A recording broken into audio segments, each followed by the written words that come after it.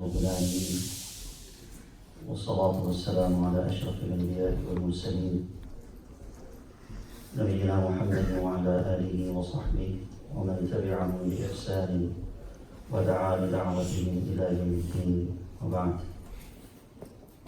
سبحانك لا علم لنا إلا ما علمتنا إنك أنت العليم الحكيم. اللهم علمنا ما ينفعنا وانفعنا بما علمتنا وزدنا علما وعملا يقربنا إليك يا رب العالمين. اللهم افتح لنا فتوح العارفين ووفقنا توفيق الصالحين. لا حول ولا قوة إلا بالله العلي العظيم. لا حول ولا قوة إلا بالله العلي العظيم. لا حول ولا قوة إلا بالله العلي العظيم. رب اشرح لي صدري ويسر لي أمري واحلل عقدة من لساني يفقهوا قولي. اللهم اجعلنا من الذين آمنوا وعملوا الصالحات وتواصوا بالحق وتواصوا بالصبر. اللهم إني أعوذ بك من أن أضل أو أضل، أزل أو أزل، أظلم أو أظلم، أجهل أو يجهل علي. آمين. Honorable, respected elders, brothers and sisters, I greet you all with the greeting of Islam. Assalamu alaikum wa rahmatullahi ta'ala wa barakatuh. May the blessings, prosperity, and peace of Allah subhanahu wa ta'ala be upon you all in the Ummah in general. May Allah subhanahu wa ta'ala accept this gathering, a gathering of dhikr, a gathering of ilm, to learn the pertinent issues relating to our existence in this part of the world and how to navigate through our commitment and responsibilities in light of the modern issues.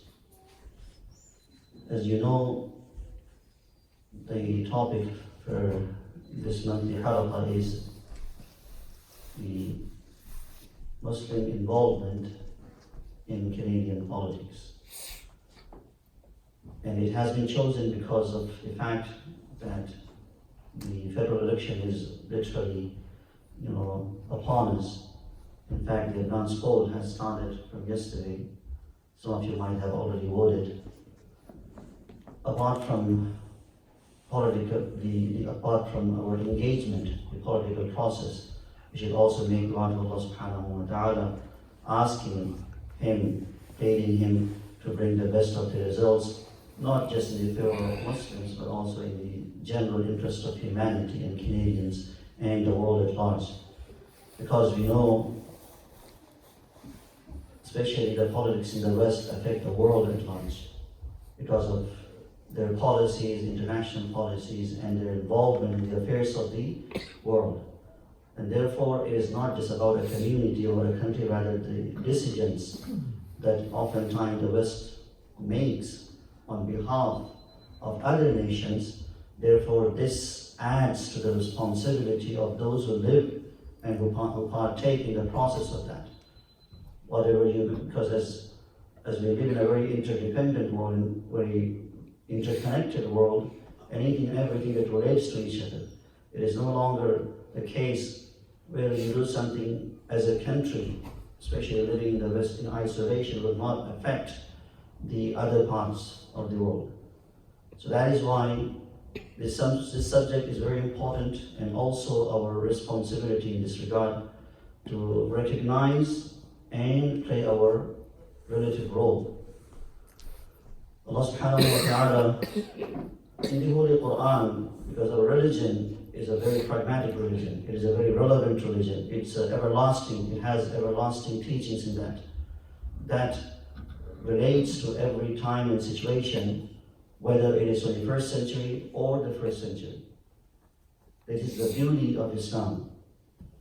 And those of us who have been given the, alhamdulillah, tawfiq to study at a deeper level this religion, this tradition, you would be amazed how Islam has dealt with the very most complicated and sophisticated issues at a very in a very easy and simplistic manner, resolving them. And that is the beauty of our faith, which we, alhamdulillah, have been given. We must thank Allah subhanahu wa ta'ala for that. And no wonder this is why Allah said, and often I say this, when Allah referred to Islam, He referred to it as a blessing, as a ni'mah. Ni'mah is something that brings benefit to you, prosperity to you, and happiness to you, and solution to your problems. That is, in a nutshell, the brief description of our religion.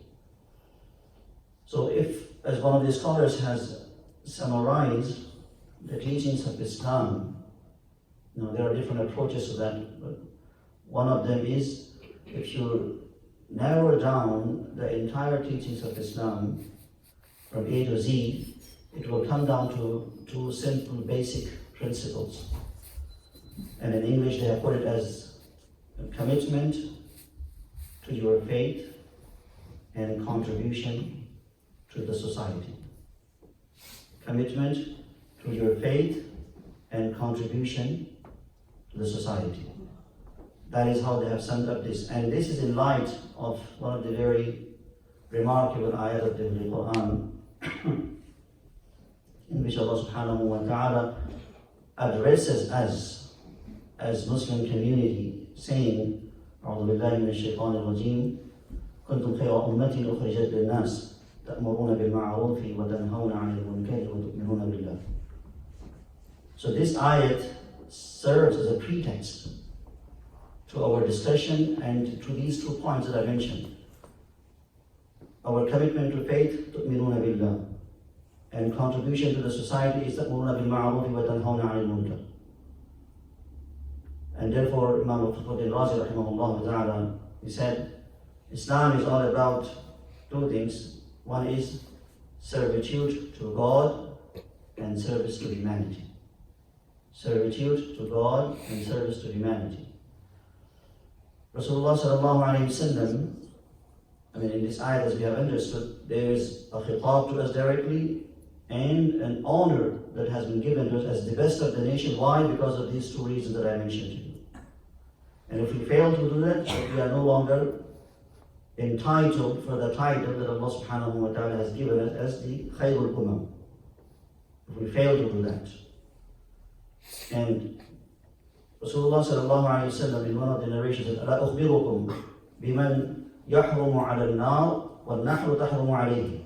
Should I not inform you of a person, be it a person or a community, that person is haram to enter in Jahannam.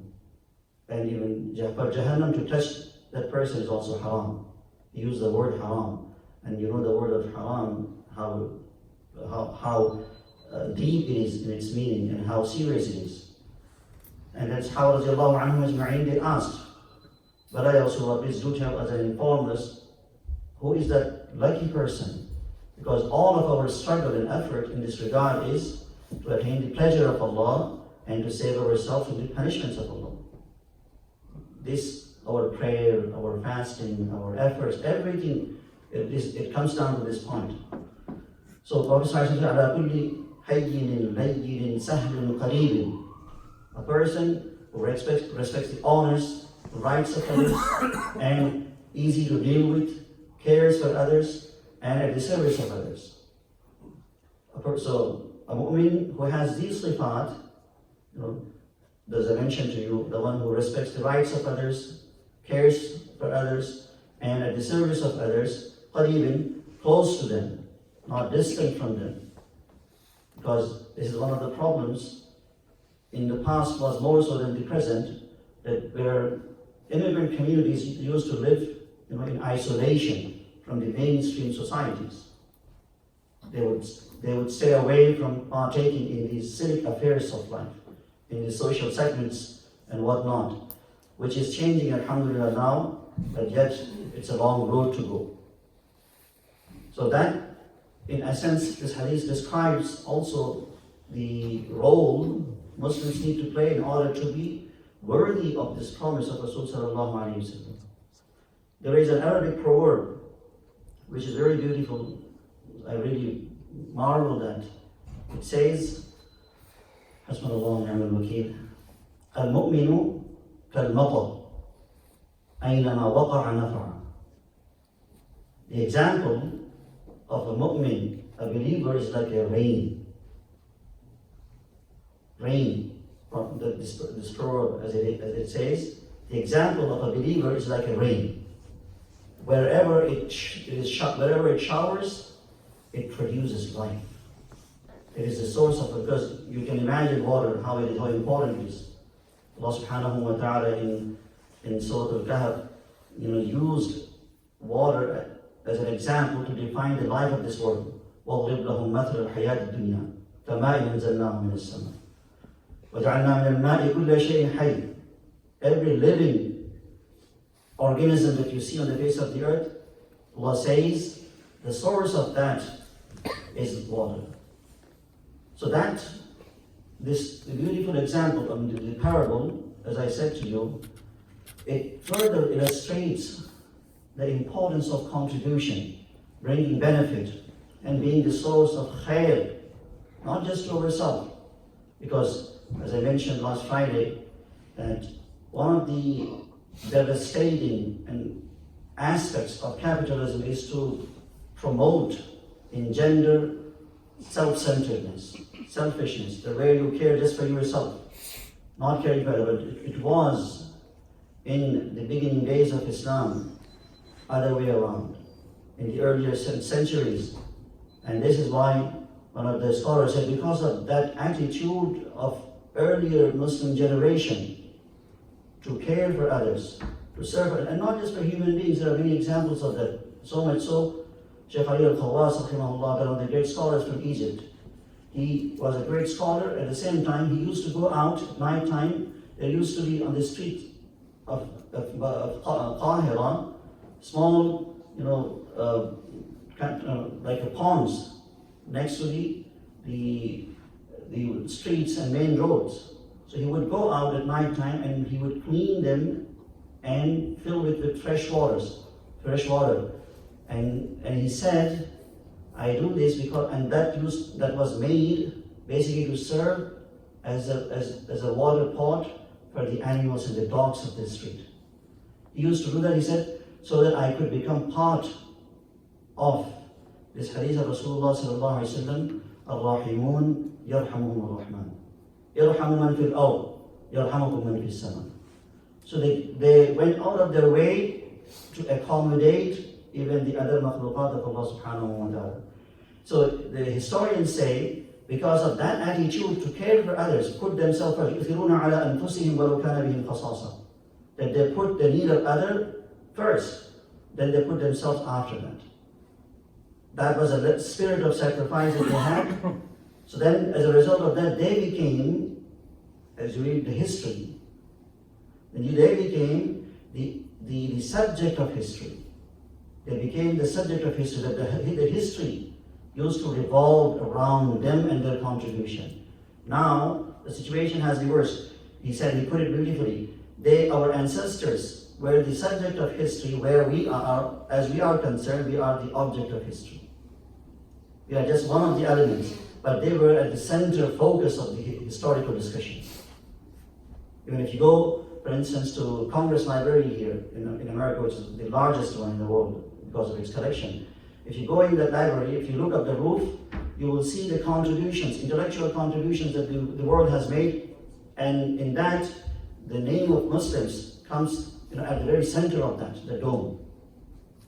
So even those who try to create troubles for Muslims now, their ancestors realized what they have made and what they have achieved and what they gave to the world.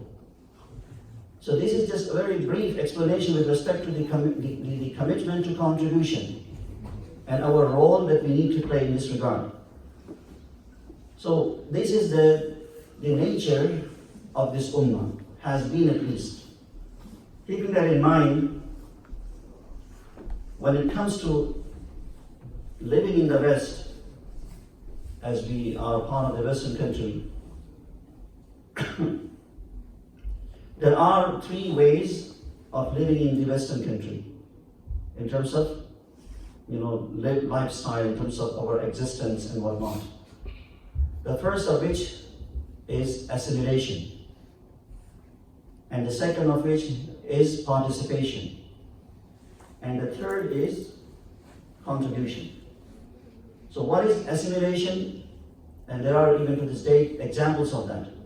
Assimilation is that basically you lose your distinct religious and cultural identity, and you blend and you absorb in the prevalent culture of the land and the norms of the land. You become like them, as they say, uniformity.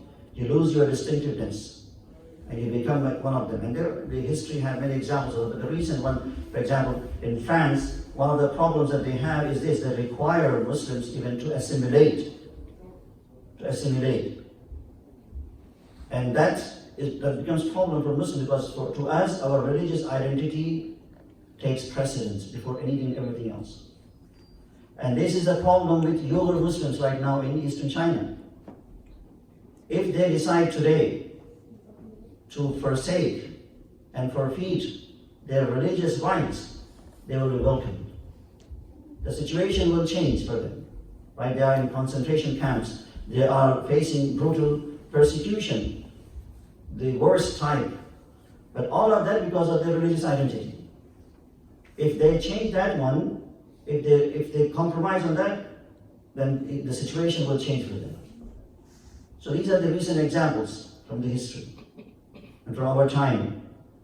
And when it comes to the second type of lifestyle, and the first one is only allowed for Muslims to live that type of lifestyle when they have no option to migrate and leave that land.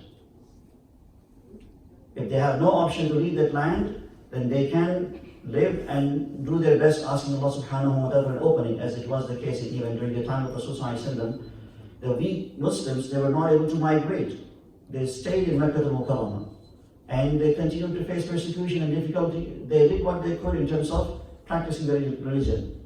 And therefore Allah subhanahu wa ta'ala, when talking about the hijrah, said, إِلَّا الْمُسْتَضْعَفِينَ مِنَ الرِّجَالِ وَالنِّسَاءِ وَالْوِلْدَانِ لَا يَسْتَطِيعُونَ حِيلَةً وَلَا يَهْتَدُونَ سَبِيلًا.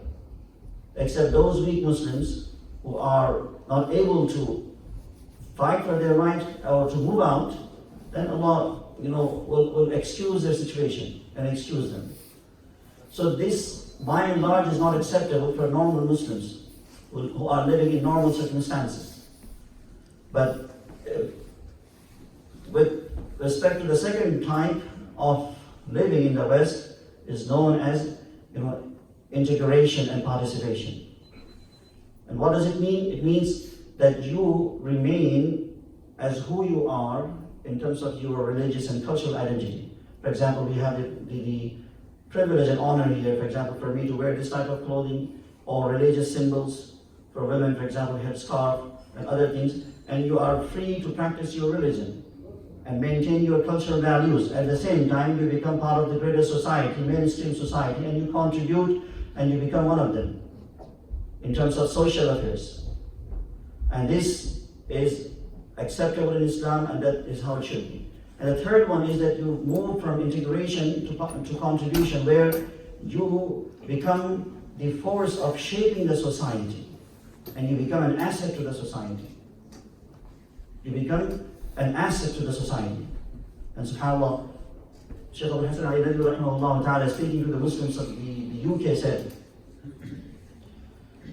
but Allah subhanahu wa ta'ala says in the Quran, in Surah Al-Ra'd, أَمَا الزَّبَدْ فَيَذْهَبُ جُفَاءً وَأَمَّا مَا يَنْفَعُ النَّاسَ فَيَنْفَثُ فِي الْأَرْضِ.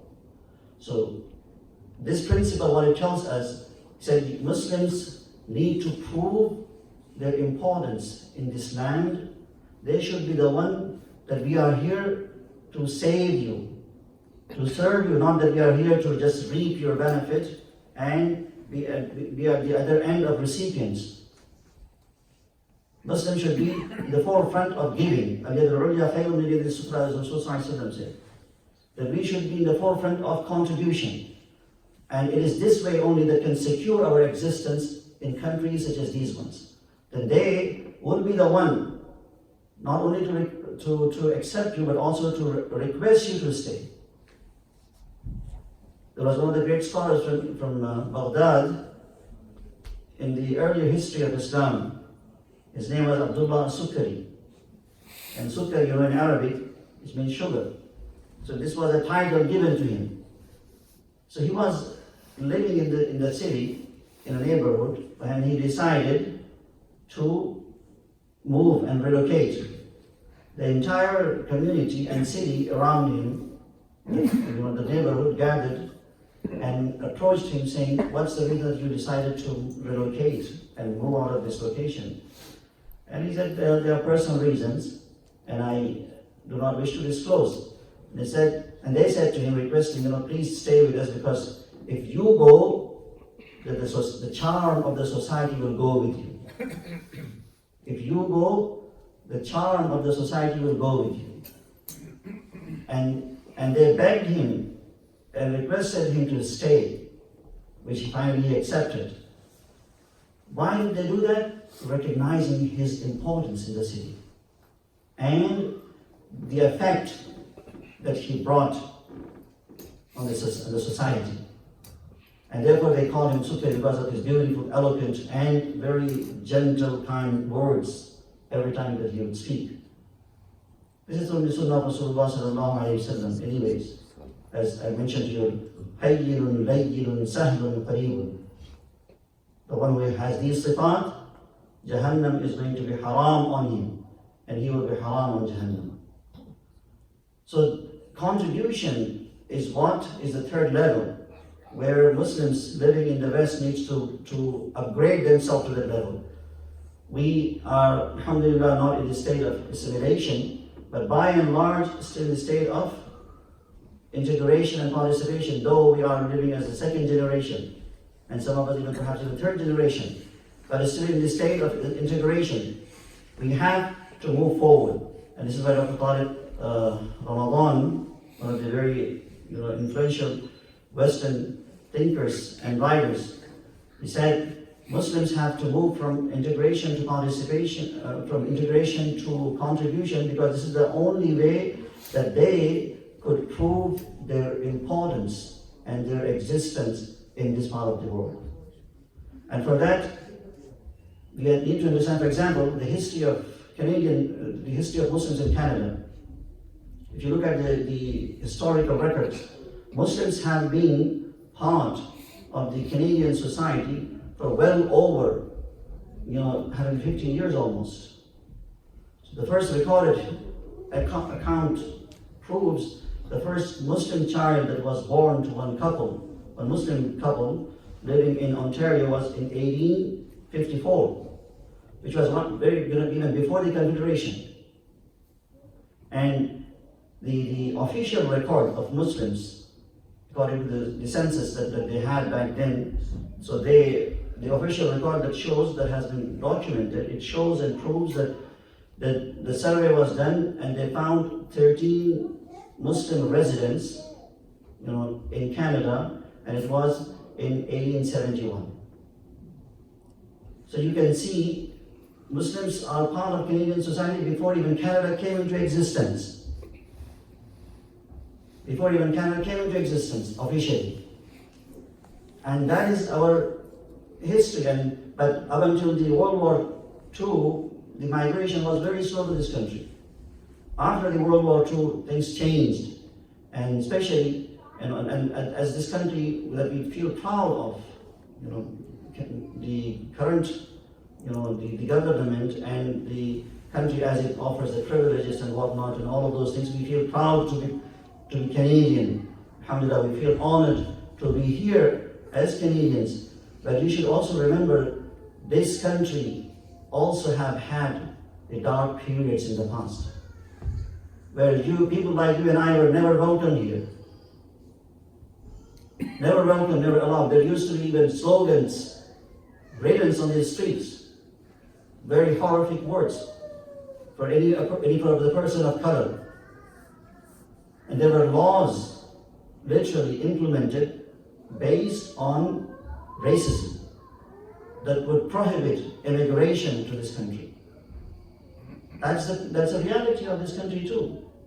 It has taken a long journey and has left that past, However, that rhetoric is being revived now. Is it not the reality that rhetoric is being revived now by some of the candidates who are running for the election? Some are speaking publicly, others have that in their agenda privately. That's the only difference. So that rhetoric they want to revive once again, white nationalism, white supremacy, and all of that. So that is the history of this country, that it was once upon a time like this, and it has gone too far from that dark period, but as history often repeats itself. History often repeats itself as we see that the rise of right wing all over the world by and large, especially in the West. I don't want to mention the names of the countries, but you can understand from that, and also the nationalism and white supremacy and all of those things, they are on the rise. As a result of that, the cases of racism are also on the rise. The cases of Islamophobia is also on the rise. The cases of racial profiling is on the rise. All of these things are on the rise. Why? Because of those things that are in the agenda. Had they not been the case, the things have been different. So this country, as it has become great, welcoming with open arms to all of us, but it had that dark period, and that was because of the vision of the leaders back then. That was the vision, it was because of the vision of the leaders back then. And if, may Allah forbid, if the similar time of leaders once again come to power, then that is not too difficult for them to repeat the past. Therefore, it is a time that we take a step forward and recognize that we don't sit still, idle and stagnant in the second stage, rather we move where we prove our importance and our existence, that as the Shaykh Abdullah Hassan Ali used to say, that Muslims need to prove their importance in a manner in the Western world that the West could not imagine a society in the West without Muslims. We should become so integral, so important for them that they could not imagine their life without us. If you become that important, even if they don't want, they have to have you. And this is why there is a book, interesting book, by an American writer who has done a fairly good job. He wrote that book saying, the title of that book is A World Without Islam. So he gave a possible scenario for you to think, if you remove Islam from the equation, what would happen to the world? How would it look like if you take Islam from that picture? It's a very interesting book. So there are those types of fair-minded people, ulu baqiyya, as Quran uses it. There are people who have salah in them, who still think rationally, who are fair, and who are not biased. So they speak out still openly and clearly. So these are the three things. And moving forward, with respect to making the contribution in the country, as this topic is too deep to talk about all aspects, I will try to just go over a few things, because Isha is getting closer. So with respect to make ourselves people of contribution, there are two things that scholars say Muslims living in the West need to take into consideration seriously. One is that we regard the care for the country where we live as our religious obligation, as our moral commitment.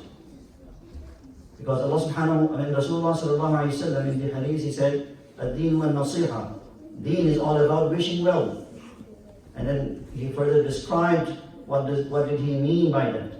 So caring for others. So if you don't have this concept of caring for the country, then you will not be able to contribute to the country. And the second quality that is needed in this regard is that you have to consider this country as your home country, as your home. Because there are still Muslims who, although have been living here for 40, 50 years, but they have this concept of back home. They think there is a back home. So they do not consider themselves part of this country.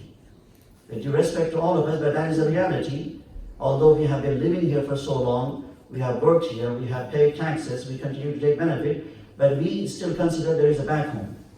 And the problem with that, when you think that that is my home, that is my country, there is nothing Islamically wrong, but the social implication of that is this. When you consider that way, then you are no longer benefiting that country where you are from because you are no longer there. And when you live here, you don't even consider yourself part of this country either. So you're trying to sail in two boats. One is here, one is there. So in between the two boats, what will happen? A person will drown. Because then he will continuously lose his voice and his power and his importance here because he's no longer active in the society. And as a result of that, it will bring further difficult situations upon him, where he may not suffer, but his future generations will suffer as a result of that. So that mindset has to change. And we find a beautiful example from the life of Rasulullah sallallahu alaihi wasallam.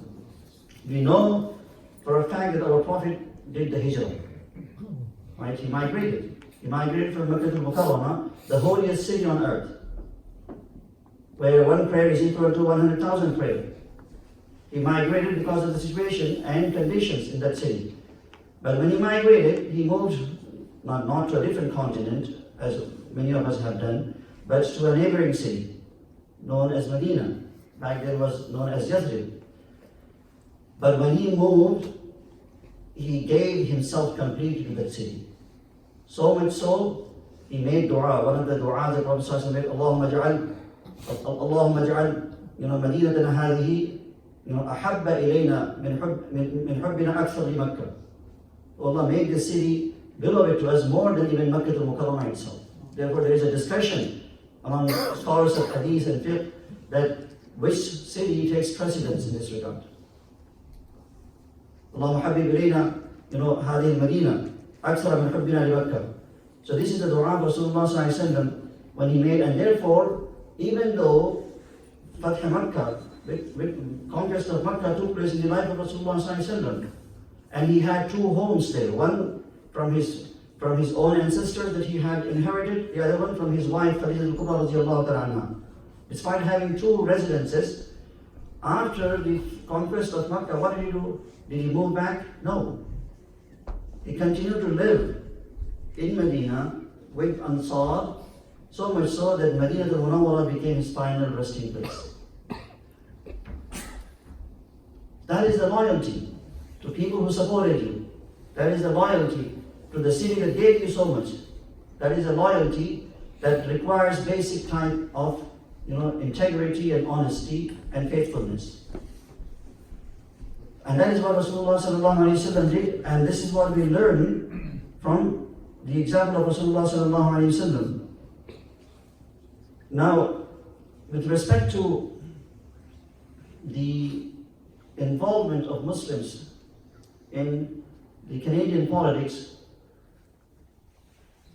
it is not as simplified discussion as many of us may think. There is a lot of fiqh involved in this.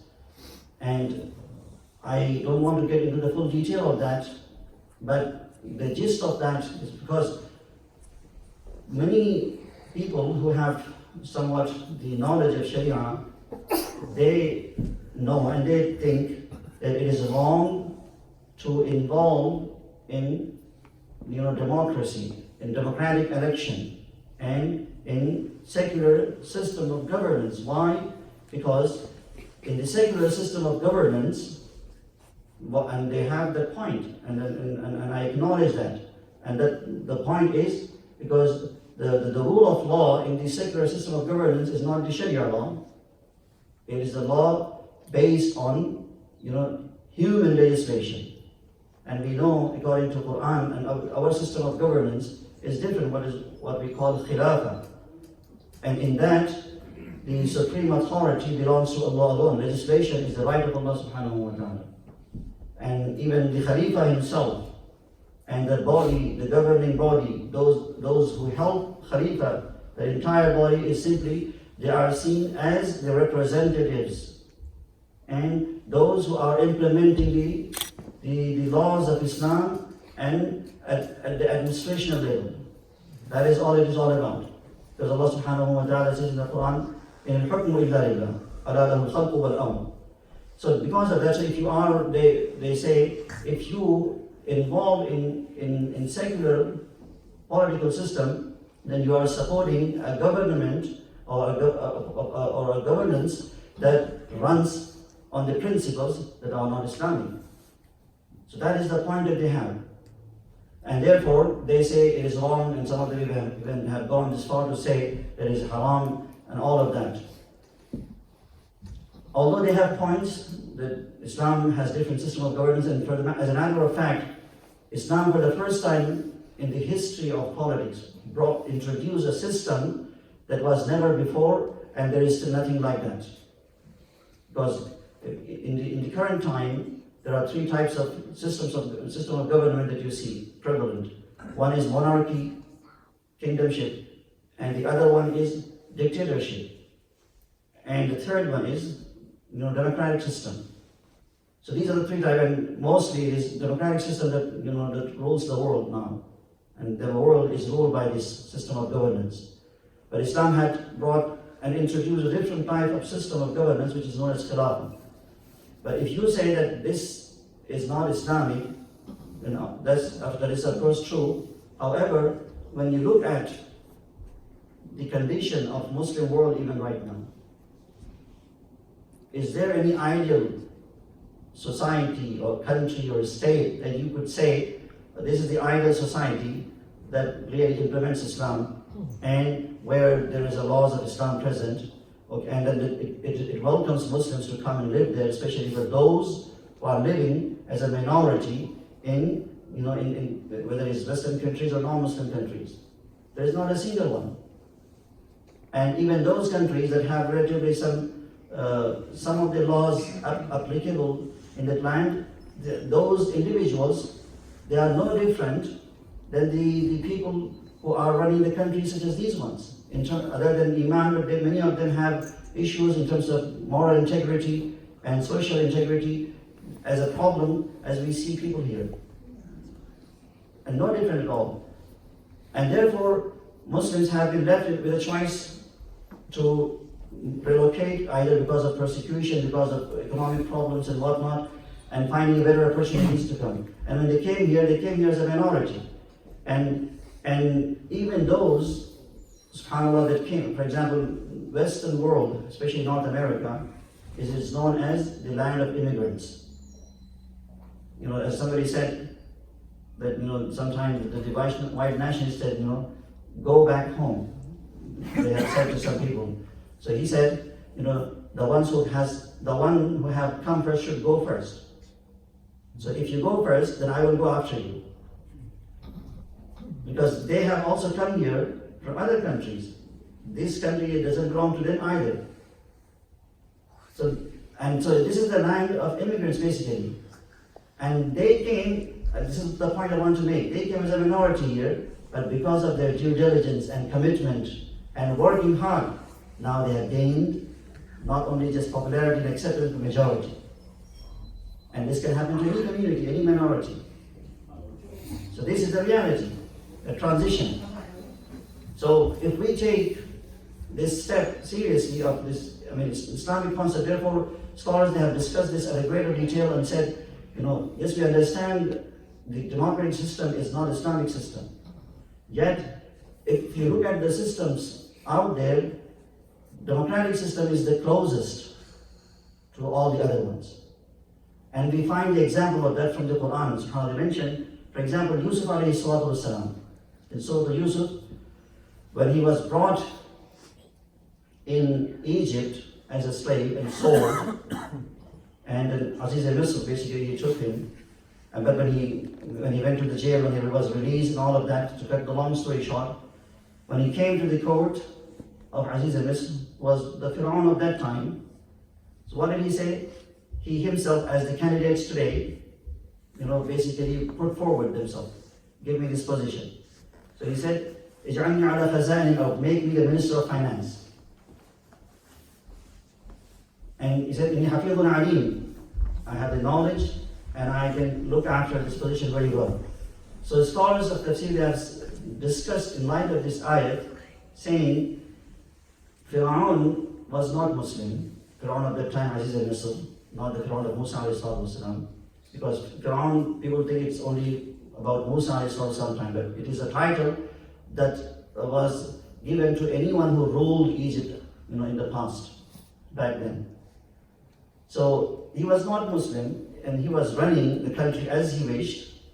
And Yusuf alayhi salatu not only presented himself, but also he accepted the position, and he was not given the full charge of the country. He was just given a small relative freedom to run the affairs of the economics there. He did propose himself, and he took the position, and he worked. And then a time came, he became the ruler of the land. That is the vision. You should not see just here. You should look far beyond to the horizon to see what could it bring to you if you remain persistent. So from this example, scholars said that we learn from this, because Sharman Qablana, this is one of the usul in usul al-fiqh, that because in the Quran and Hadith there is no clear pretext to really discuss this type of, because the world in the time of Rasulullah sallallahu alaihi wasallam did not exist as it is today in terms of politics. It was divided into two. World of Islam, therefore Fuqaha, they have talked about world of Islam and a world of war.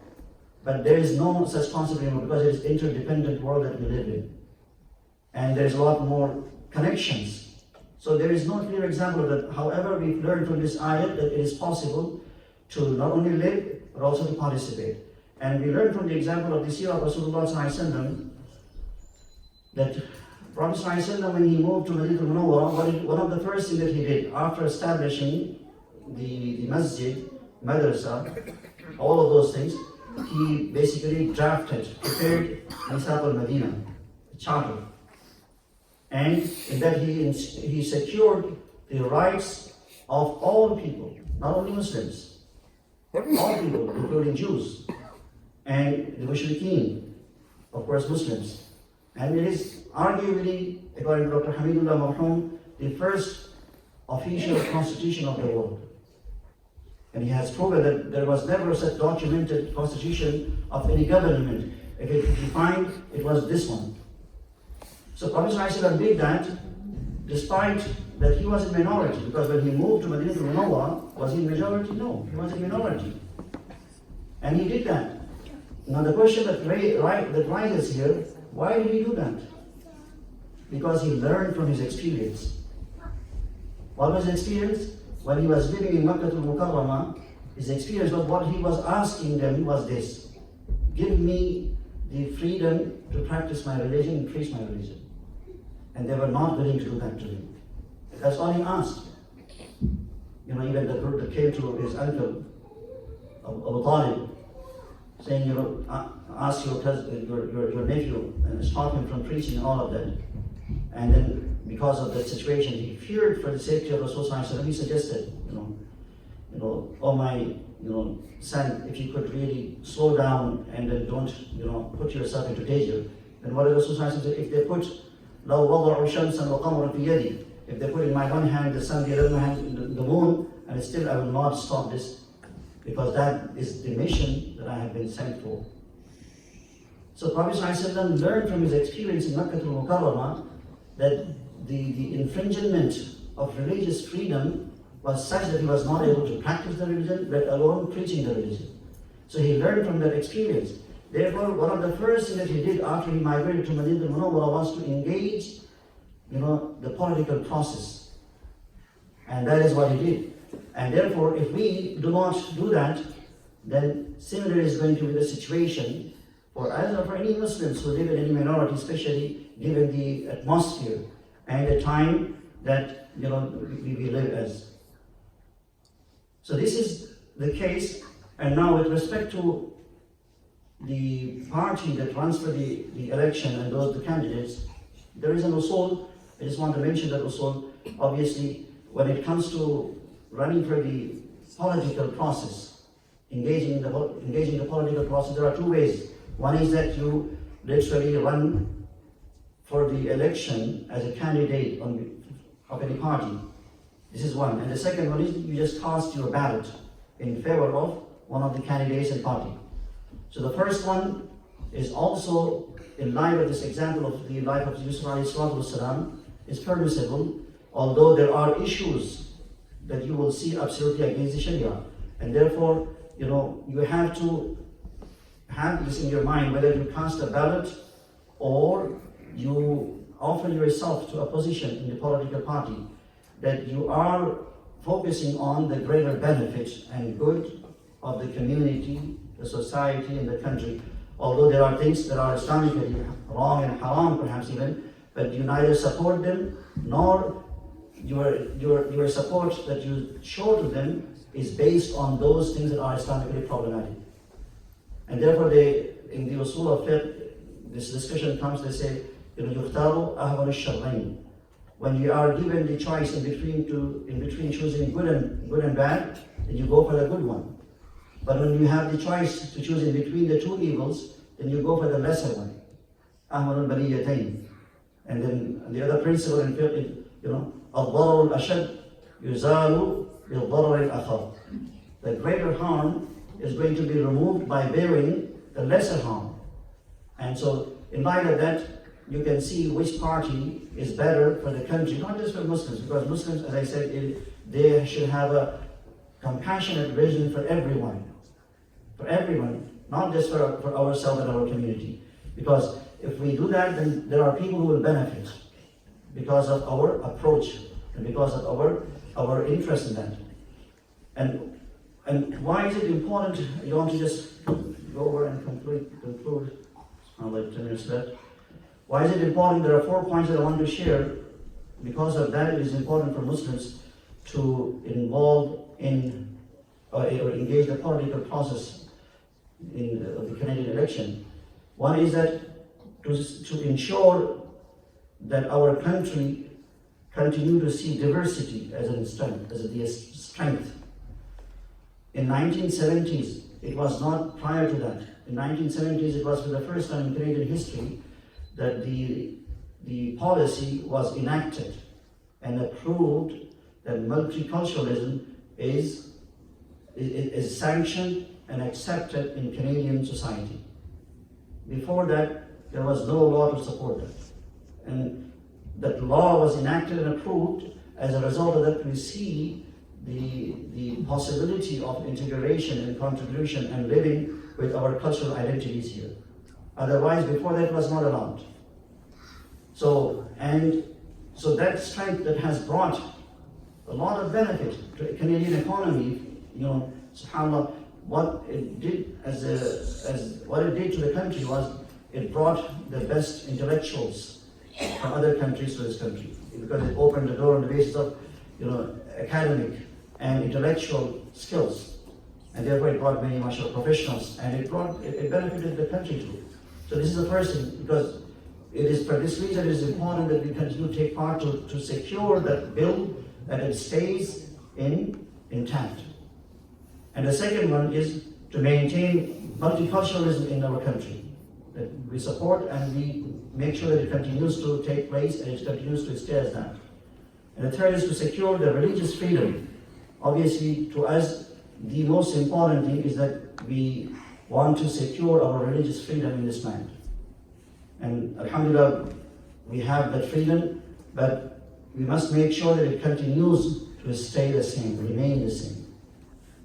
And the fourth one is to protect the future of our next generation as Muslims, because as we have lived in this part of the world, alhamdulillah, enjoying these freedoms, but as I mentioned, if a different party is to take over the country, so then their agenda and manifesto will be implemented. So if it is pro-culturalism, multiculturalism, and religious diversity and pluralism, it will stay. If it is against, then it will change. And who will suffer the most? Our future generations. And therefore, because of these 4 reasons, we need to make sure that we participate. And if we do that, there are also benefits that it will come along. And one of them is we can secure our religious rights and have our concerns heard by the by the party that is running the country, the candidates, and those who are in power, basically. Because they say your vote is your voice.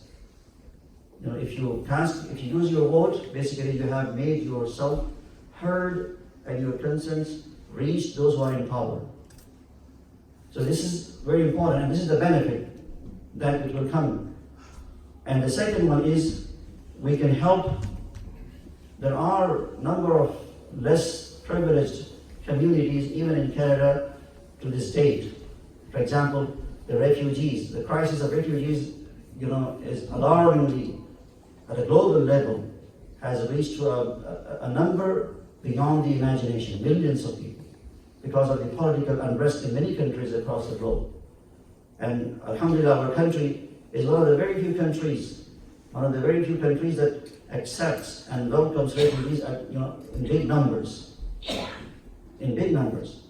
So, but they continue to come, and there are issues with them, and because those who come from a country that are politically torn, who have gone through emotional trauma and whatnot, they come with a lot of issues. So they continue to suffer as well even after they have come here. So if we make sure that we cast our vote and we put ourselves out there in the forefront for the campaign and whatnot, then we can help those less fortunate communities to meet their expectations. Likewise, indigenous communities in this country, they have been neglected and ignored for so long, as we know. And Canada, is waking up to recognize the wrongs that others had done to indigenous communities here, but it's still not enough. If you have watched the national debate just a few days ago, this is one of the things they talked about, but their more focus was on other things than these issues. The communities that have been neglected for so long, still not enough concern to help them rise above their issues.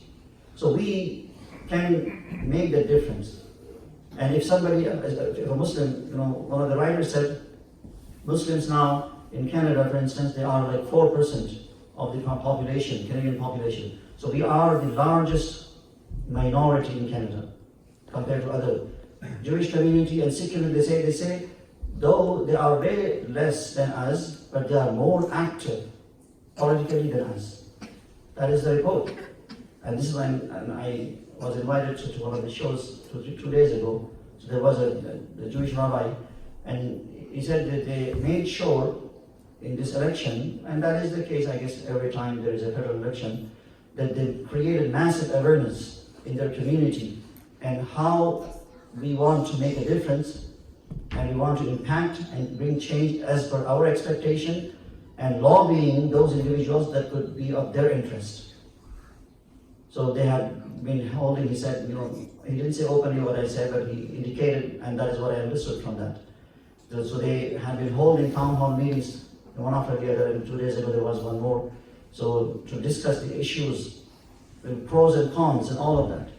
So that type of thing that we lack oftentimes. So though we have become the largest minority here, still we are inactive, less active in social and civic affairs, and especially the political engagement. So this is the second thing as a benefit that will come. And the third is we can make a positive impact. And wallahi, this is, as I mentioned in the beginning, in the opening remarks, the demographic of the world has changed, especially the Western world. Whatever and whoever comes in power and the decisions they make, it does not stay within the country. It goes across the world. It affects the world and the welfare of the world. Because Western world is heavily involved in the politics of the other countries. So if you have concern about, for example, Iraq, Palestine, and Burma, and Afghanistan, and all of that, so those policies that are made, they are made by the government. So you can make a difference, at least by raising your voice and expressing concerns and having your representatives in the Parliament and House of Commons and whatnot. So they can oppose those types of bills that promote, violence and war and ongoing conflict and all of those things. Hopefully, at least that opposition can make a difference. So this is the third benefit that we can get out of that. And finally, we can make a positive, finally we can make sure through right leadership that Canada continues to be as one of the best countries in the world that maintains and makes sure that multiculturalism and religious diversity both can simultaneously live in harmony and exist in the land. And that is what we have recently seen, alhamdulillah.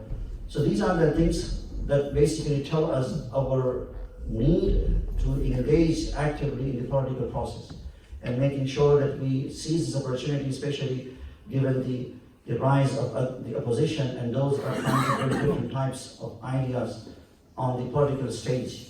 So therefore we have to make sure that as election is about to come, I want to end this with this point, that make sure that you, if you are a Canadian citizen, that you don't miss this opportunity. And make sure after you're casting the ballot, whoever you think, in light of what I have said, in the best interest of the country, in the best interest of the world, and who has the respect and commitment to secure the rights of minority.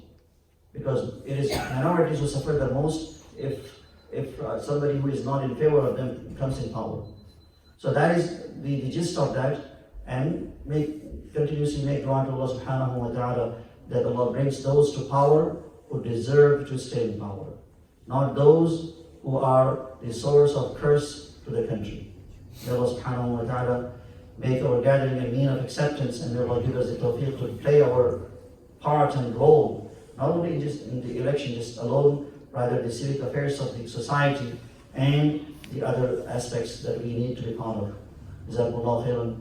Subhanallah bihamdihi, subhanakallah bihamdik, wa nashhadu an la ilaha illa ant, wa nastaghfiruka wa natubu ilayk. Subhana rabbika rabbil izzati amma yasifun, wa salamun ala al-mursalin, walhamdulillahi rabbil alamin.